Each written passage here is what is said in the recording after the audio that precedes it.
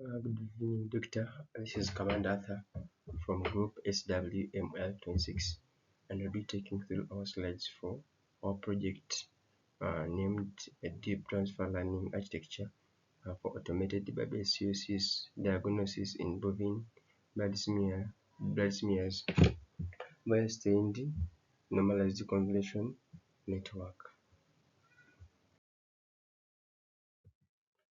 Here's our table of presentation. And these are the things that you're going to talk about: introduction, related work, problem statement, research questions and objectives, contribution, methodology. I'll start with the introduction and the background. So I'll begin with the background of our project. Traditionally, automated parasitological detection was relying on heuristic pixel differencing and morphological thresholding. These two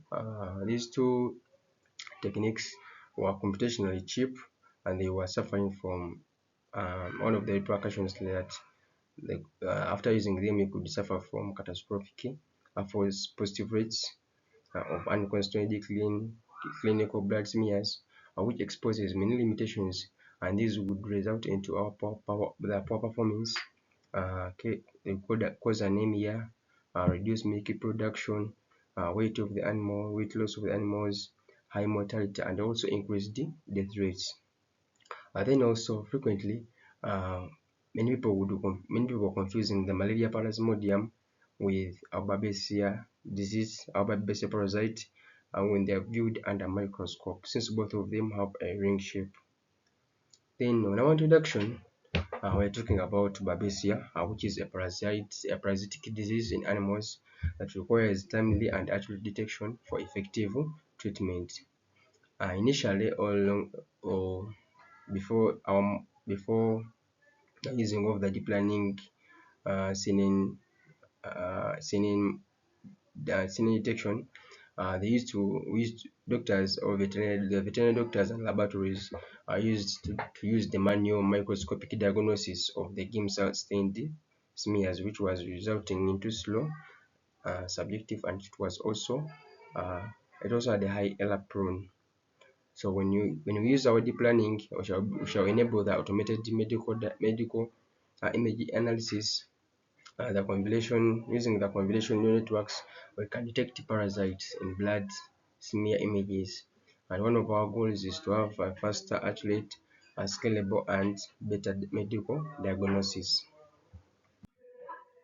Some of the recent trends in deep learning, particularly the convolution neural networks or CNN, has significantly transformed the field of medical imaging by enabling faster, more accurate, and more reliable diagnosis compared to the traditional image processing methods. So another important advancement is transfer learning. This technique allows the models that we train that previously this technique allows the models that were previously trained on large datasets to be adapted to medical imaging tasks with relevant small amounts of labeled data. This is specifically useful in veterinary medical and veterinary applications where collecting and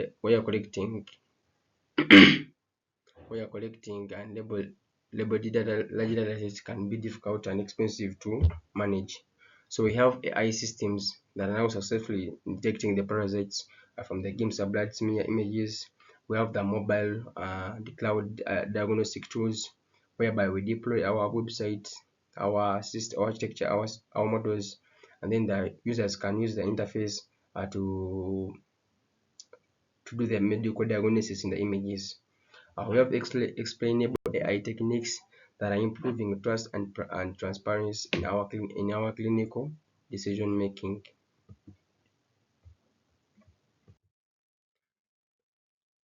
This is our problem statement, and we basically have two categories. We have the domain application and then the computation application. I'll start with the domain application. In rural areas, the current way of diagnosing babesiosis is still manual blood smear examination under microscope, and this process is very slow and highly subjective. So Basically, it depends heavily on the skill and experience of the micropist. And as a result, farmers, veterinarians often experience significant delays in treatment, and sometimes the waiting hours, they can wait for hours or days before getting the diagnosis. Then you have frequent confusion between Babesia and other similar parasites. For example, the Plasmodium ring, since both of them have the same ring shape when viewed under microscope.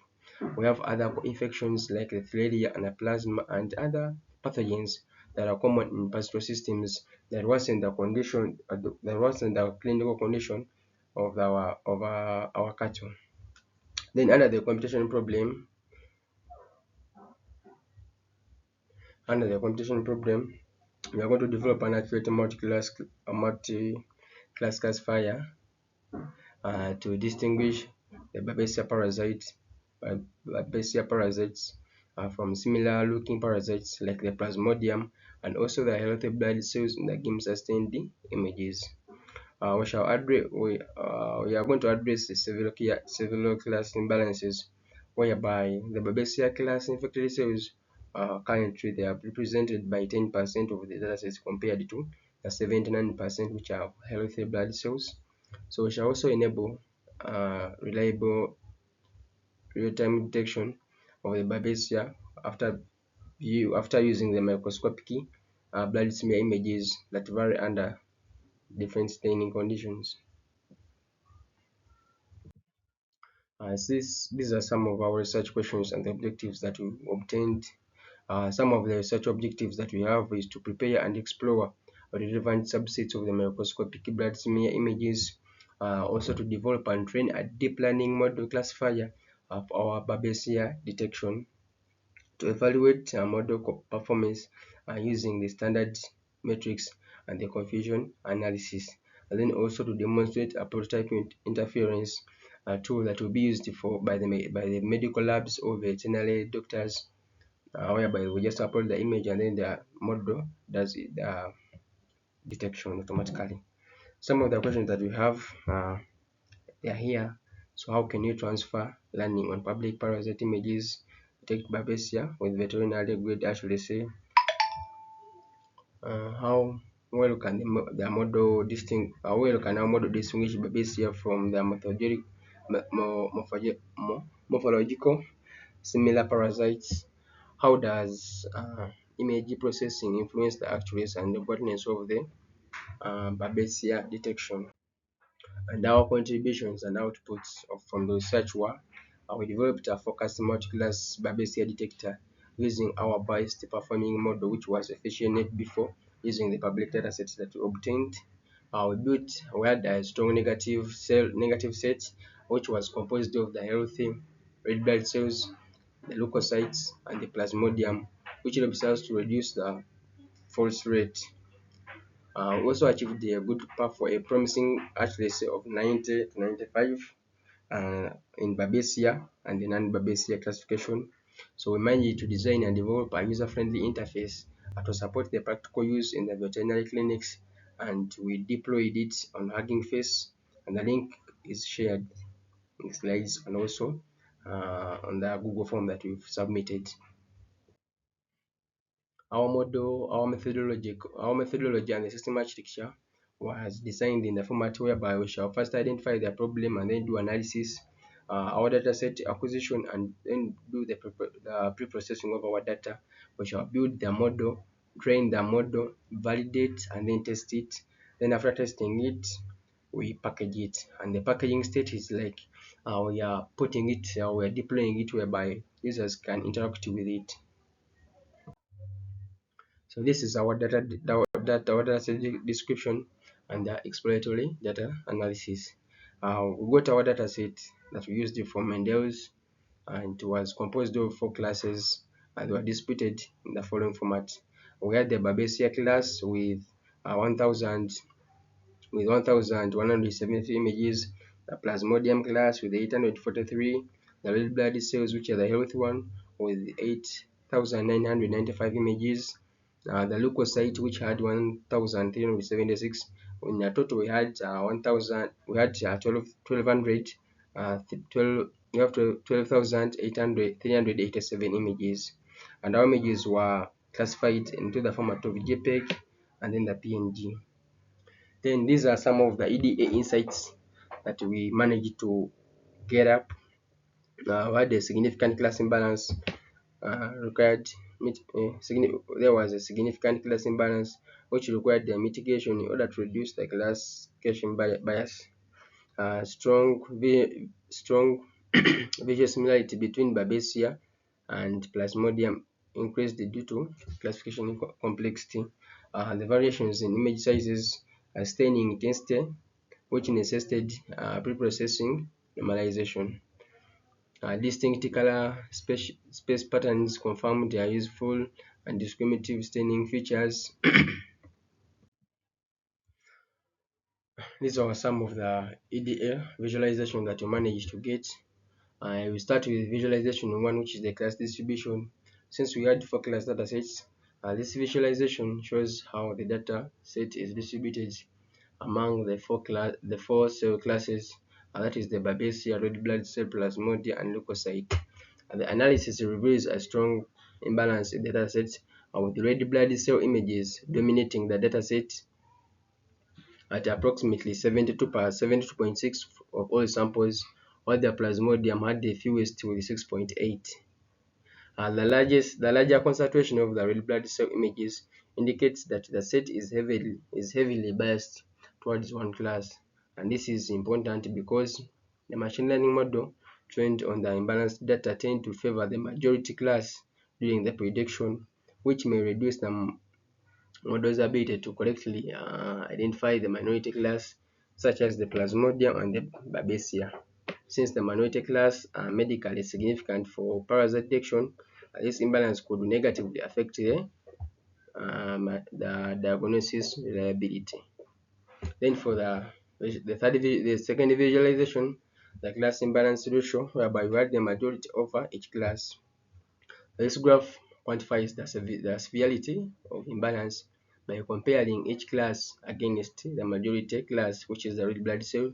The red blood cells serves as the reference class with an imbalance ratio of 1.0, while other classes show significant larger imbalance ratios, like the Plasmodium had 10.7, meaning the red blood cell class contains over 10 times more samples than the Plasmodium class. These findings are critical because they demonstrate that the dataset does not provide equal learning opportunities across all the classes. Then the third visualization is the image dimension distribution by class. The width distribution analysis, I'll start with the width distribution analysis. It shows that the image dimensions vary across the different cell classes. The red blood cell images are mostly concentrated around the medium width that ranges between 180 to 220 pixels, indicating a relatively standardized image acquisition process for this particular class. The Babesia and Plasmodia class images exhibit wider variations in width, suggesting inconsistency in cropping, zoom levels, or cell localization. The leukocyte images tend to appear at smaller width compared to other classes, reflecting structural differences in the captured cells. Then for the height distribution, the height distribution follows a pattern similar to the width analysis, where we have the red blood cell image which remain concentrated around the central range, while the Plasmodium and the Babesia display broader variability. The leukocyte images again appear generally smaller in height compared to other classes. The consistent observed in red blood cells dimensions suggest that the majority class may dominate the landy spatial characteristics of the model.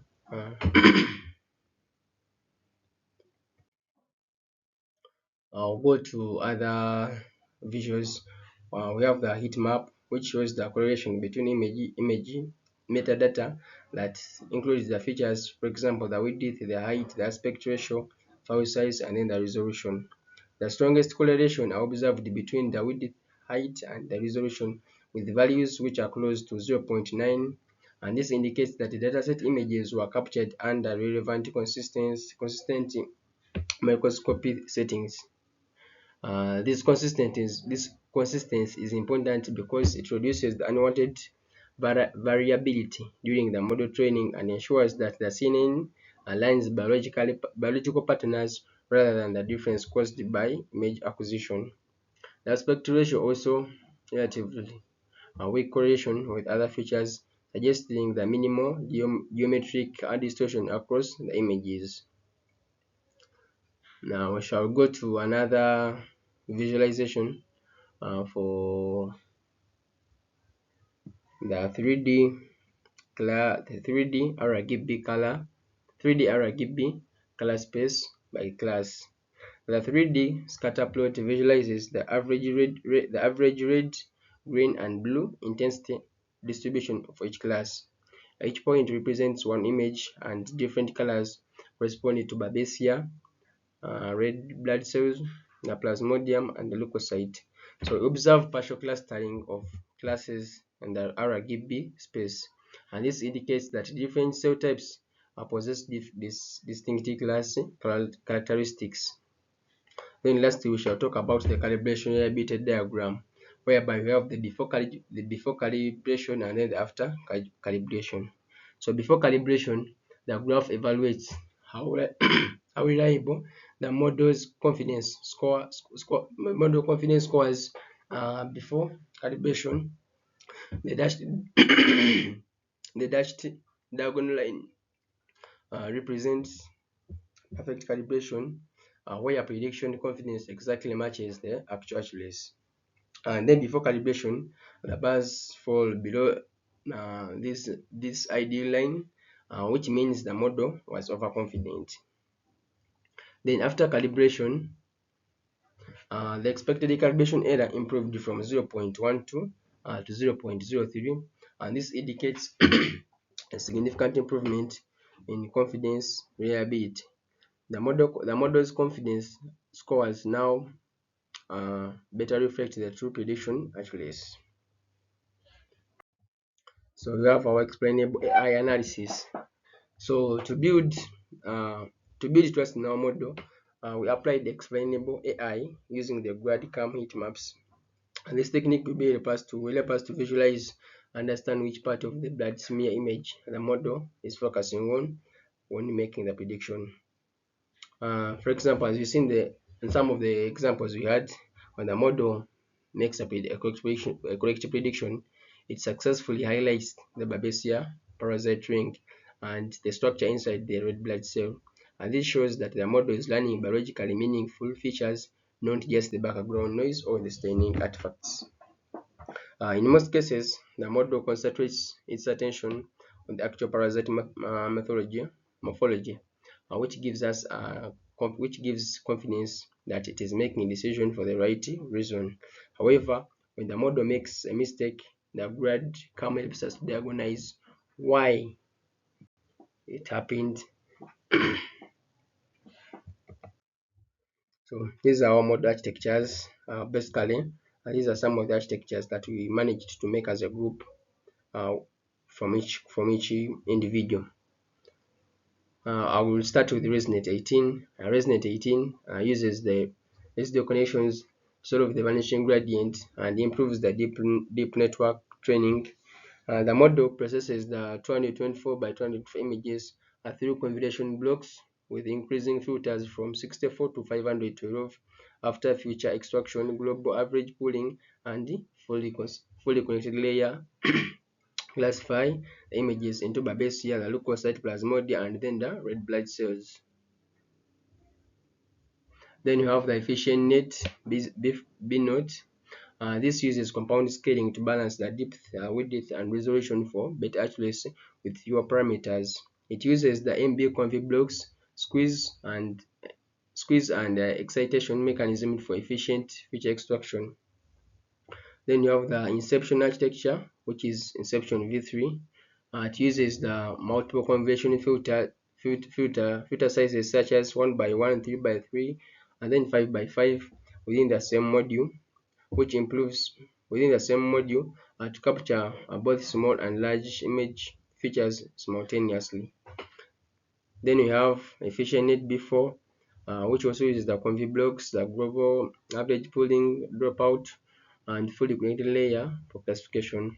We have the DenseNet 121, which connects all layers, which connects each layer to all previous layers, thus improving the information flow and feature reuse. It consists of the dense blocks and training layers that reduce computation while preserving important features. We have the VGI, which is the VGIGNet, which uses multiple stacked 3x3 configuration layers and max pooling operations to learn image features progressively. The extracted features pass through fully connected layer before the final classification using softmax. Although computationally heavy, it is known for strong feature extraction and simple architecture. So this is our model that we went with because it provided us with good analysis, which was efficient before, and that's what we proceeded with. It had good training curves. The learning and the training and the loss curves were good. We looked at the analysis or the results after training it with the actual data that wasn't, and the validation after using the trained data set to see how it evaluates it. So we saw the Babesia class had a good range of 1.0 of the precision, and the recall was also 1, and the F1 score was also 1. We had an accuracy of 0.99, which improved, which ensured us that our model was trained well and it could handle different data images that were not trained with it. So this is a demonstration of the developed product. So we built a user-friendly interface using Gradio, and it was deployed on Hugging Face. So initially, the user inputs the game subretinal images, and then our ML model does its evaluations, and then it gives the results.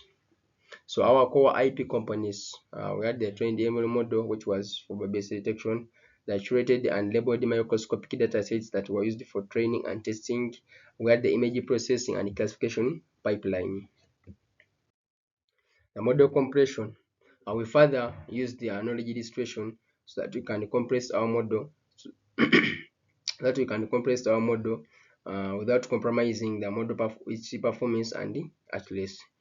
We started with the input, which is the game subblood smear image, and this image is passed to two models simultaneously, the teacher and then the student. Our teacher in this case was the EfficientNet B4, and our student was ResNet 18.